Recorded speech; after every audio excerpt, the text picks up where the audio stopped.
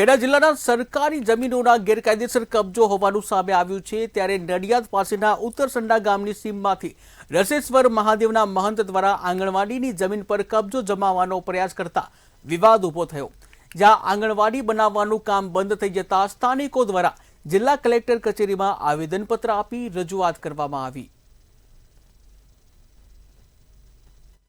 હું એ જ કહેવા માંગુ છું કે આ બાળકોના ભવિષ્ય માટે જે અમે ઉપર ઠરાવ કર્યો તો આંગણવાડી માટે, એ આંગણવાડી ઉપરથી મંજૂર થઈને આવી છે અને આ પંચાયતની જમીન છે, સરકારી જમીન છે, એની પર અમે આંગણવાડી કરીએ છીએ અને બાજુમાં રક્ષેશ્વર મંદિર છે, તઈનો મહારાજ એ જમીન પર કબજો કરવા માંગે છે અને એ જમીન હડપી લેવા માંગે છે। અને જ્યારે ત્યારે એ આંગણવાડીનું કામ ચાલુ થયું અને કામ કરવા મજૂરો આવ્યા ત્યારે એના બે માણસો આવ્યા અને દાદાગીરી આપે છે કે કામ નહીં કરવાનું, અહીંયા બંધ કરી દો। અમે એટલા માટે આવેલા અહીંયા કે અમારા આંગણવાડી જે કામ ચાલુ કરવાનું ને એ લોકોએ બંધ કરાવ્યું છે ને, તો ચાલુ કરે એટલા માટે આવેલા। અહીંયા અમે કીધું કે જે અમારું કામ બંધ કરાવ્યું ને એ ચાલુ કરાવે।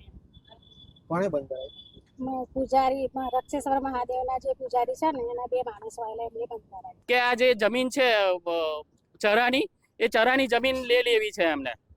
એટલે આ રીતે આ બધું જોડે જોડે જમીનો બી પચાવે છે અને જમીનો ખેડૂતોની બી લેવી છે એમને, કે ઓછા ભાવે ખેડૂતો જો જગ્યા લેવી છે, ના હાલે તો દાદાગીરી કરવી છે। એટલે આ રીતે એક બહુ ભયંકર ત્યાં આગળ ત્રાસ ગુજારે છે અને બધા હલવાઈ ગયા છે, ત્યાં બહુ તકલીફ છે।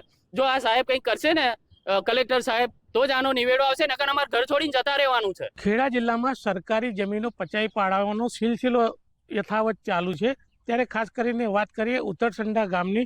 નડિયાદ પાસે આવેલા ઉત્તરસંડા ગામમાં એક આંગણવાડી બનતી હતી। આ આંગણવાડીને હું આપને બતાવવા માંગીશ। આ આંગણવાડી સરકાર દ્વારા અત્યારે પાસ કરી દેવામાં આવી છે। આનું કામ ચાલતું હોવા છતાં પણ તેને પાસેના એક મંદિરમાં એક મહંત જે રહે છે, એ મંદિરના જે મહંત છે તેમણે દાદાગીરી કરીને આ કામ અટકાવ્યું છે। તેમને કહેવામાં આવ્યું છે કે આ આંગણવાડીની જગ્યા અમારા કબજામાં છે। આ કબજા હેઠળની જગ્યા તેમણે બતાવી અને દાદાગીરી કરવામાં આવી છે અને ગાંધીનગરથી તેમણે કામ અટકાવ્યું હોય તેવા અત્યારે સૂત્રો દ્વારા માહિતી મળી છે। ખાસ કરીને જો વાત કરવામાં આવે તો અત્યારે તો આંગણવાડીની બહેનો અત્યારે જિલ્લા કલેક્ટરને આવેદન પત્ર આપવા પહોંચી હતી અને સમગ્ર મામલે જિલ્લા કલેક્ટરને પણ અત્યારે આ બાબતે માહિતગાર કર્યા છે।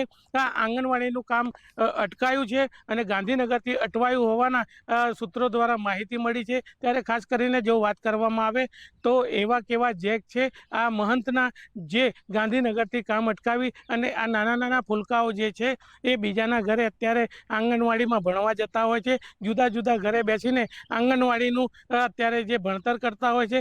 ખાસ કરીને જો વાત કરવામાં આવે તો નાના ફૂલકાઓ માટે અને આંગણવાડીઓ સરકાર દ્વારા ખોલવામાં આવતી હોય છે, પરંતુ આ આંગણવાડીનું કામ હવે અટકાઈ ગયું છે। ત્યારે હવે જોવાનું રહ્યું કે આ આંગણવાડીનું કામ ક્યારે શરૂ થશે। ખેડાથી ભાવેશ શર્મા, મંતવ્ય ન્યૂઝ।